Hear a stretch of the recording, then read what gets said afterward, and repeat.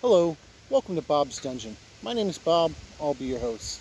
And it is the month of June now, and I have made the month of June a themed month for my channel. And this year, the theme is the OSR, which stands for either Old School Revival or Old School Renaissance, however you wish to do it. Some people even call it Old School Role Playing. Now, in this video, we're going to take a look at the genesis of the OSR rule sets and games. We're going to take a look at where they took their inspiration from. This isn't going to be an in-depth review on any of these games, just a quick look at them so we know where the OSR came from. So we're going to start this off by looking at basic Dungeons & Dragons. This book is the Dungeons & Dragons Rules Encyclopedia, which is a combination of the BECMI sets. Now, I'm going to give a quick history, and this isn't going to be a good history. There are other channels out there that do a much better job with describing the history of Dungeons & Dragons than I ever could. But when Dungeons & Dragons first came out, it was called the White Box. And it had just basic rules for Dungeons & Dragons.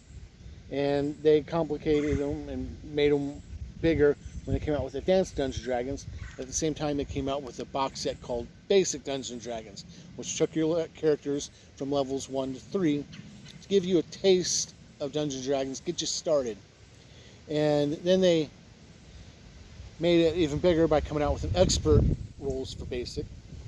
And then later on, when the second edition came out, they redid Basic Dungeons & Dragons, what's now called the BECMI set. And they color-coded them. The first set was red, and it took your characters from level 1 to 3 again. And then they came out with the Expert set, which was blue, which took your characters on up to, I want to say 14th level, but I think it was 11. I could be wrong. It's been a while since I looked through them. But then they came out with more sets, and each set gave you more levels for your game and more rules for a more complex game. Now, this book puts all the BECMI sets together. And so you can take your characters from level 1 all the way up to level 36. The classes that this book provided were pretty basic. You had your fighters, your thieves, your clerics, and your magic users. And that was it. They were all human. But then you have the races, which in this version of the game, the basic version, the races are also classes. And the classes you have to choose from for characters are the dwarf, the elf, and the halfling. And the problem with this is they heavily penalize the non-human classes. And meaning they can only go up to so many levels. They have a level cap. And then after that, they just don't advance. Now, in the Rule Encyclopedia for Basic, they allow you to keep gaining experience and increase those characters' combat skills, but they don't get any more hit points or anything else. But the neat part about Basic Dungeons & Dragons is they leave a lot open. Enough so that you can homebrew anything you want, basically.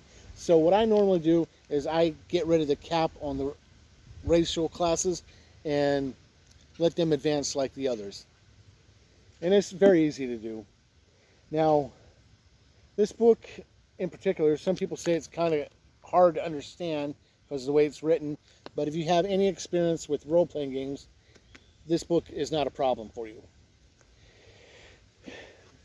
Basic Dungeons & Dragons is my favorite version of Dungeons & Dragons. Basic Dungeons & Dragons, for those of you that like to homebrew, this is an ideal game for you because you can homebrew the heck out of it and truly make the game your own. And that's one of the strengths with Basic Dungeons & Dragons, one of the reasons I like it the best. But moving on, after Basic, we go to First Edition Dungeons & Dragons. And to play First Edition Dungeons & Dragons, you'll need, of course, the Player's Handbook, the Dungeon Master's Guide, and the Monster Handbook. Now, Advanced Dungeons and Dragons First Edition is a bit more complex than Basic. The races are no longer classes. You can pick whatever class you want, as well as any race you want to go with it. Technically. Again, this book heavily stunts the growth of any non-human characters. And meaning they cannot take certain classes, and they can only go so high in the classes that are available to them. The payoff for all this is supposedly the non-human classes, right, races, have the ability to see in the dark, easier time finding traps and so forth like that, secret doors, and that's not that big of a payoff as far as I'm concerned.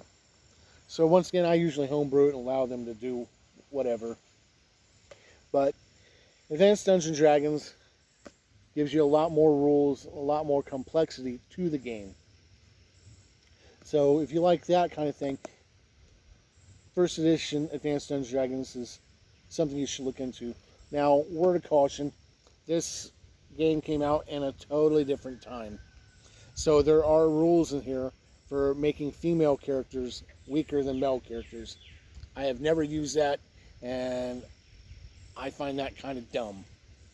But also an aspect of First Edition Dungeons & Dragons is it's got a lot of charts, which is good. And all through them, the 3 books, it gives you a lot of aspects of Gary Gygax's insight to role-playing and how he feels you should do it. And you can take that or leave it as you want. But still, a lot of good room for homebrewing in First Edition Advanced Dungeons & Dragons. Then we move on to Second Edition Advanced Dungeons & Dragons. To play this game, you will need, of course, a copy of the Player's Handbook, the Dungeon Master's Guide, and a Monster Manual.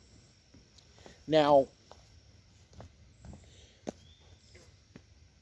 Advanced Dungeons & Dragons Second Edition is kind of broken up into 2 different games, sort of. You have the original regular Second Edition game, which I have the Dungeon Master's Guide for that, but not the Dungeon Master's Guide that came after it. The 2.5, as some people call it. Then you have Dungeons & Dragons, Advanced Dungeons & Dragons Second Edition, which is revised, which some people call 2.5. And they're really the exact same game, but in the revised, they make things a lot more clear and easier to find for you, which is very cool. Now, some of the big differences between First Edition and Second Edition Advanced Dungeons & Dragons is they leave some things out when Second Edition comes out. Like in First Edition, the half-orc is a player character race you can pick. That's no longer in Second Edition. However, they did come out with a book called Humanoid's Handbook, which allows you to play monsters races, such as the half-orc, goblins, and whatever else. But in the core books, that's no longer an option. And it gives you a lot of neat differences from Second Edition. Not a whole lot. They're almost the same game, but this also adds the optional rule of skills for your characters, non-combat skills, which is very cool. And all in all, it is a game that a lot of the old school players are more used to, I think. This is where, when I left Basic Dungeons & Dragons for Advanced Dungeons & Dragons, it was into Second Edition. So I know I got a lot more feeling for this one than regular First Edition. And those are where the OSR take their rule sets from. Now, most OSR games that are coming out today use Basic Dungeons & Dragons, or the original white box, for their rules in their OSR game. And there are a few out there that do use Advanced Dungeons & Dragons for their rule sets. And it just depends on how they feel and what kind of flavor they're going for. Some people even use a combination of the two, Advanced Dungeons & Dragons and Basic, kind of mush them together and come out with their own stuff. The big thing I like about the old school Dungeons and Dragons is there's a lot of room for homebrewing, a lot of room for doing different things, picking and choosing the rules. And you can do that with the modern stuff, but they're made a little bit more complex, so it gets harder to do. And the old school games, a lot of the bad reputation for them is that you can die much more easily in those games, which is true, but at the same time, it increases the value of your character, I think, because there's so much more precious, because if you mess up, you could really mess up. And that brings a level of danger that just seems to be missing from more of the modern games, but that's just my opinion. There are some people out there that do include 3rd edition as part of the OSR sets, but it's not, in my opinion. 3rd edition is where Dungeons & Dragons completely changed and started doing something different than what had come before. Excuse me. But that's my opinion, and I don't think 3rd edition has anything to do in the OSR. But anyway, that was my look at where the OSR games get their rules and inspirations from. And this wasn't anything in depth, not a full review, not a full look, but just an idea so we know where what we're going to be looking at this month came from. Thank you for joining me at a look at these games, and hopefully you'll join me next time where we'll talk about something else. Bye.